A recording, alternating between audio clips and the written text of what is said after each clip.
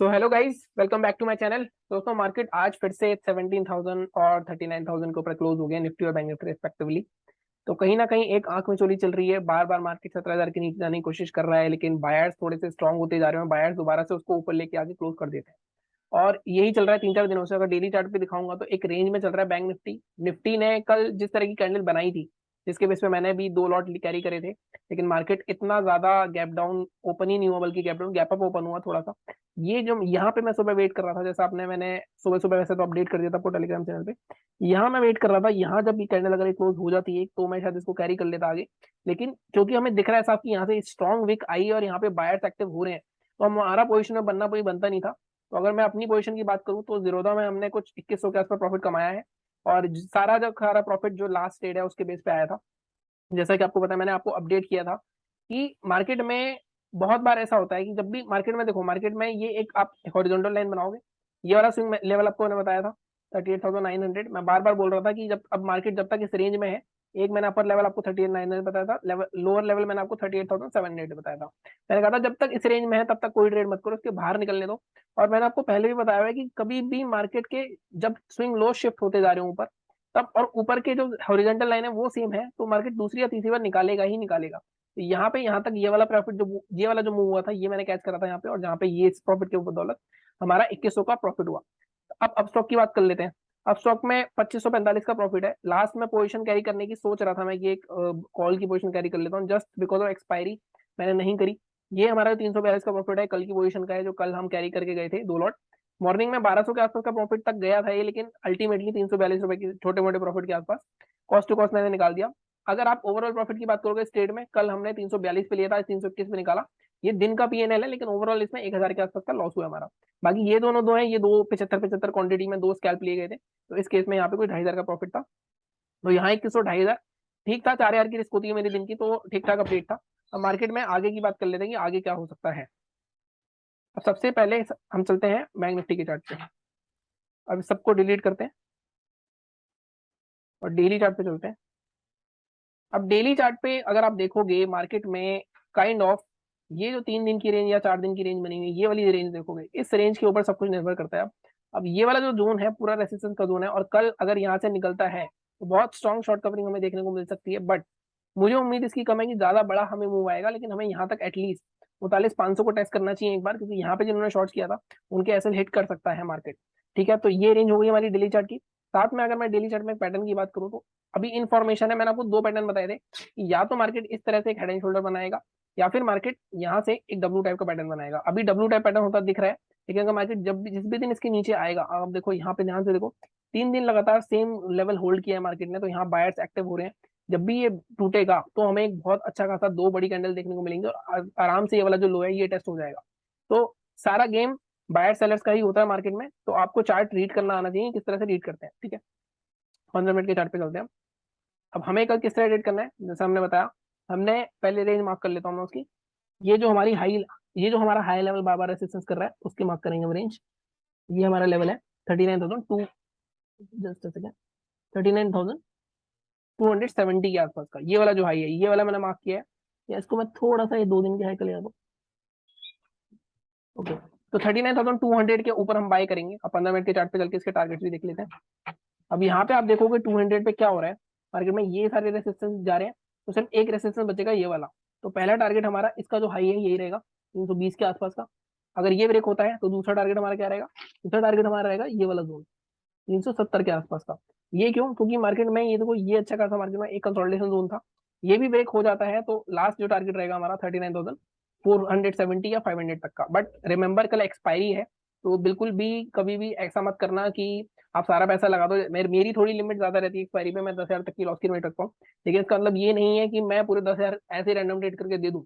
आपके पास सिस्टम होना चाहिए, आपके पास ट्रेड मैनेजमेंट, रिस्क मैनेजमेंट सब कुछ करके करा करो, कभी भी ट्रेड करना है। अगर आपका 10,000 का रिस्क है तो पहला ट्रेड हमेशा 5,000 के रिस्क को लो, और फिर धीरे धीरे अपना रिस्क बढ़ाओ जैसे जैसा प्रॉफिट में आते जा रहे हो। ठीक है, अब इसके बाद दूसरी चीज, मार्केट में सेलिंग कहाँ कर सकते हैं हम। अब सेलिंग के लिए मार्केट में हमें रुकना पड़ेगा इस जोन के लिए। कल मैंने आपको ये जोन बताया था, ये जोन बार बार होल्ड कर रहा है, और कल भी बहुत ज्यादा वॉलिटिलिटी रही थी इस जोन में।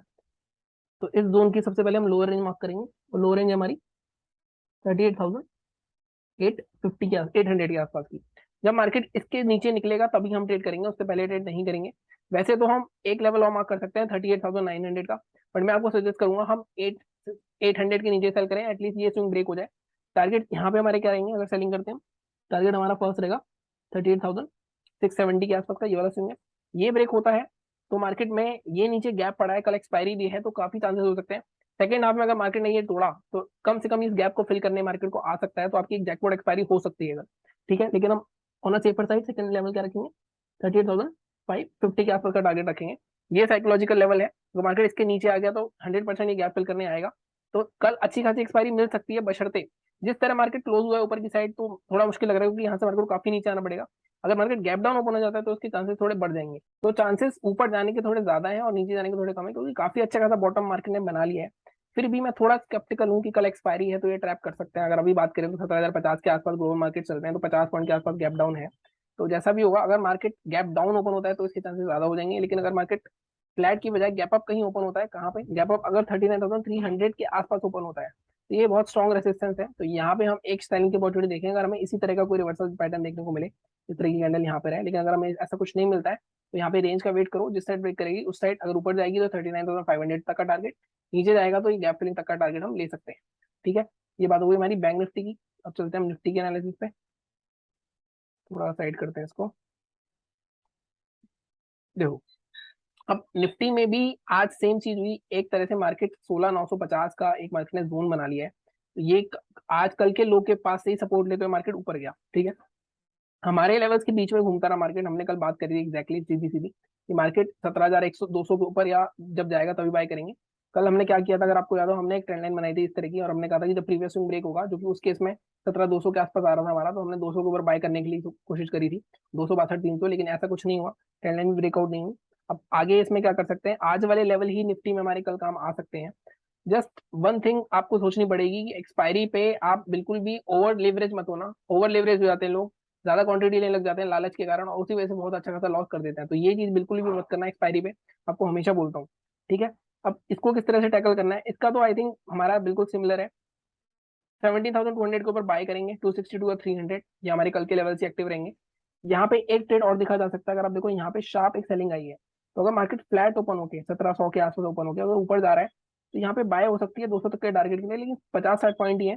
लेकिन अगर मार्केट यहाँ से थोड़ा सा गैप अप ओपन हो उसके ऊपर 150 के ऊपर 200 तक जाए और यहाँ पे हमें कोई बेयरिश रिवर्सल मिले, तो यहाँ हम एक शॉर्ट का पोजीशन बना सकते हैं 17,220 या 30 का स्टॉप लॉस लगा के, और यहाँ पे एक अच्छा खासा हमें अगर ट्रेंड रिवर्स होना है और यहाँ से एक ट्रेंड लाइन टूटेगी तो हमें अच्छा खासा एक शॉर्ट का ट्रेड देखने को मिल सकता है यहाँ पे, तो ये थोड़ा सा ध्यान में रखना, ठीक है।